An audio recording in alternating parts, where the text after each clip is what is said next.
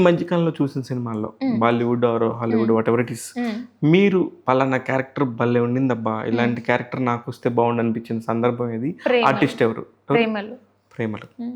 Because yeah, నిజమే మీరు అంటే గుర్తొచ్చింది. కరెక్టే. క్యూట్ గా అలా చేయాలని ఉంది, సింపుల్ గా క్యూట్ గా. యాక్చువల్లీ నేను ఇండస్ట్రీలోకి వచ్చే ముందు నాకు అట్లాంటి రోల్స్ వస్తాయి అనుకున్నాను, ఎందుకంటే నాకు కొంచెం చిన్నపిల్ల బిహేవియర్ ఉంటది కదా, అట్లా వస్తాయేమో అని అనుకున్నాను.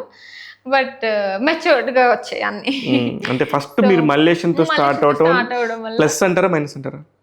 ప్లస్. ఎందుకు ప్లస్ అంటున్నానంటే, చెప్పండి.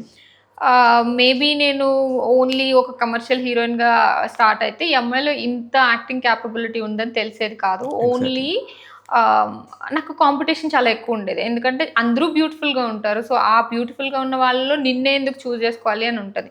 ఇప్పుడు ఏమైందంటే యాక్టింగ్ ఉంది, ఇన్స్టాగ్రామ్లో మేబీ కొంచెం ఫొటోస్ లేకపోతే ఫాలోయింగ్ అదంతా ఉండటం వల్ల ఒక ఈ అమ్మాయి బ్యూటిఫుల్గా ఉంటుంది, యాక్టింగ్ చేస్తుంది అని